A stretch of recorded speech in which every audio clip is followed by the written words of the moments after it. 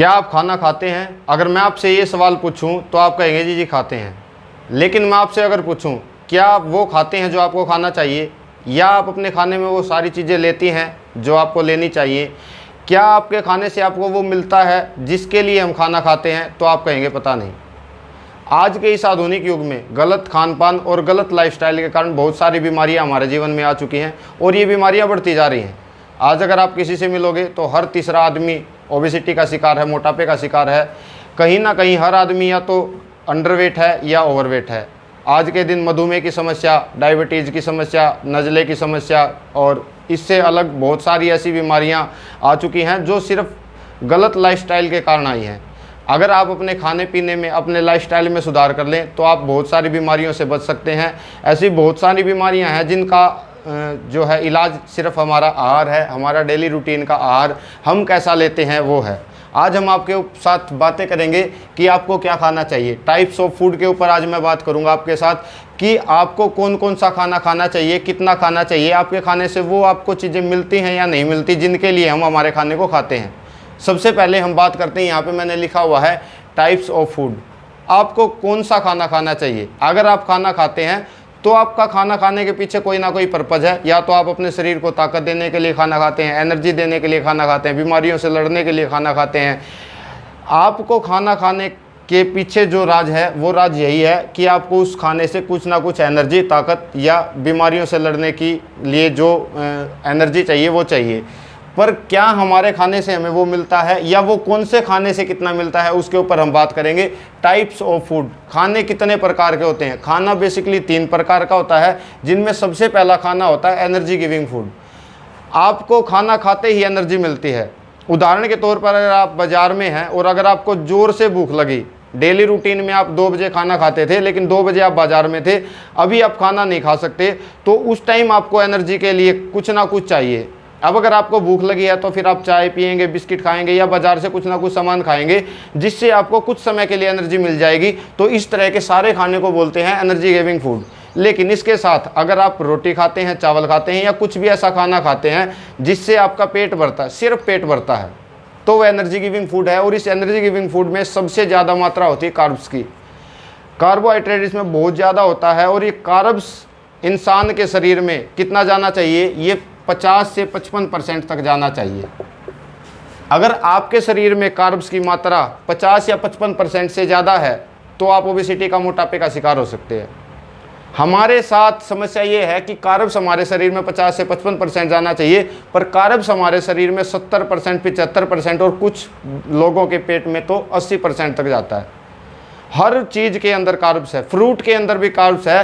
तो कार्ब्स हमें आज से हमारे खाने में कम करने की ज़रूरत है। मार्केट में आपको कार्ब्स का कोई कैप्सूल नहीं मिलता, कोई ऐसी दवाई नहीं मिलती जो खाने से आपका कार्ब्स बढ़े, क्योंकि ये खाने में ऑलरेडी है और ये इतना ज़्यादा है कि आपको जितना खाना चाहिए उससे ज़्यादा आपके शरीर में ये जा रहा है। तो कार्ब्स की मात्रा आज को से आपको कम करनी है। ये हमारे शरीर में जाता है 55%। दूसरी चीज़ है फिर body building food. Body building food कौन सा? बॉडी बिल्डिंग फूड वो जो खाना खाने से हमारा शरीर ना तो ओवरवेट होता ना अंडरवेट रहता। हमारा शरीर उतना ही रहता है जितना हमारी हाइट के अनुसार चाहिए। अगर आपकी हाइट 5 फीट है तो आपका वज़न 60 किलो होना चाहिए। अगर आपकी हाइट 5 फीट 5 इंच है तो आपका वेट 65 किलो होना चाहिए। अगर आपका वेट कम है और अगर आपका वेट ज़्यादा है तो आपको कहीं ना कहीं इस बॉडी बिल्डिंग फूड की ज़रूरत है। और इस बॉडी बिल्डिंग फूड में जो होता है वो होता है जी प्रोटीन। प्रोटीन आपको लेना पड़ेगा अपने शरीर के अंदर अगर आपको बॉडी बिल्डिंग फूड चाहिए तो। बेसिकली हमारे शरीर में प्रोटीन की कमी के कारण सारी बीमारियां आती हैं।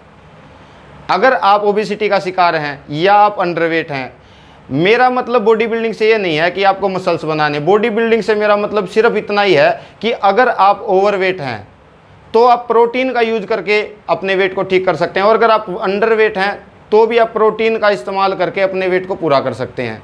तो प्रोटीन हमारे शरीर में जाना चाहिए। कितना जाना चाहिए? प्रोटीन हमारे शरीर में 35% जाना चाहिए हमारे खाने का।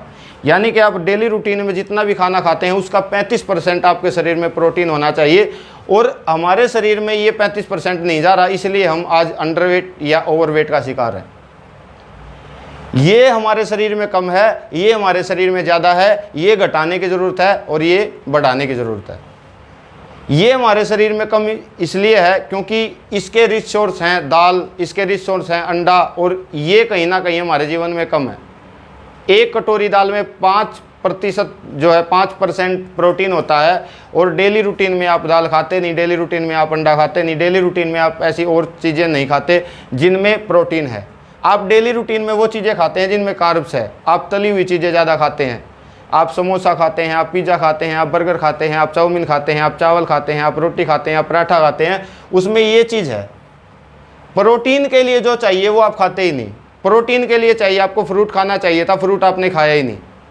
प्रोटीन के लिए आपको दाल खानी चाहिए थी, दाल आपने खाई नहीं। प्रोटीन के लिए आपको सलाद खाना चाहिए था, कच्ची सब्जियां खानी चाहिए थी, वो आपने खाई नहीं। तो प्रोटीन के लिए आपको जो खाना चाहिए वो आपको खाना चाहिए। प्रोटीन का रिच सोर्स दाल है, तो आप दाल खा सकते हैं। प्रोटीन मार्केट में आपको मिलता है, आप मार्केट के प्रोटीन से भी अपने शरीर का प्रोटीन पूरा कर सकते हैं। बाहर से भी आप प्रोटीन ले सकते हैं डायरेक्ट। तीसरा मैं फूड की बात करूं तो वो है प्रोटेक्टिव फूड। ये सबसे ज़रूरी है और इसकी मात्रा हमारे शरीर में 15% होनी चाहिए। और इस प्रोटेक्टिव फूड में होता क्या है? इस प्रोटेक्टिव फूड में होता है विटामिन और मिनरल। अगर विटामिन और मिनरल आपके शरीर में कम है तो आप बीमारियों से घिर जाओगे, बीमारियों के शिकार हो जाओगे, क्योंकि हमारे शरीर से बीमारियों से अगर कोई चीज़ लड़ सकती है तो विटामिन और मिनरल है। हमारे खाने का 15% हिस्सा विटामिन और मिनरल का होना चाहिए। हमारे शरीर में प्रोटीन के साथ साथ विटामिन और मिनरल की भी आज कमी है। अगर आपको बुखार और अगर आप डॉक्टर के पास जाओगे तो डॉक्टर आपको यही कहेगा कि जी सेब खाओ, जूस पियो, या कोई भी वो आपको फल बताएगा। वो इसलिए बताता है क्योंकि उन चीज़ों से हमारे शरीर के अंदर विटामिन और मिनरल आएंगे, और विटामिन और मिनरल उस बीमारी से लड़ सकते हैं। हमारे शरीर को उस बीमारी से लड़ने की ताकत मिल जाएगी और हम स्वस्थ हो जाएंगे। तो विटामिन और मिनरल हमारे शरीर के अंदर 15% होने चाहिए। ये हमारे अंदर शरीर के अंदर 15% नहीं है। इसका रिच सोर्स है कच्ची सब्जियां, सलाद और फ्रूट। तो ये अपने खाने में ज़्यादा से ज़्यादा बढ़ाएं।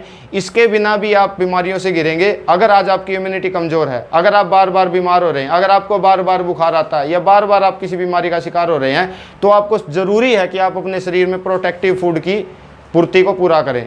हमारे शरीर को अगर बीमारियों से कुछ लड़ने के लिए चाहिए तो वो ये चाहिए। अगर बीमारियों से हमारे को कोई बचा सकता है तो हमारा प्रोटेक्टिव फूड बचा सकता है।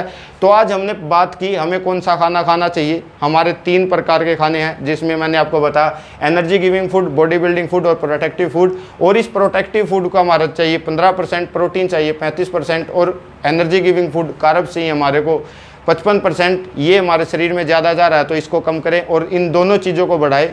आज हमने जाना कि खाना कौन सा खाना चाहिए। अगली वीडियो में हम जानेंगे कि हमें हमारे लाइफस्टाइल में और कौन कौन से सुधार करने चाहिए जिसके कारण हम बीमारियों से बच सकें। तो मिलते हैं एक नई वीडियो में, तब तक के लिए नमस्कार, बाय बाय।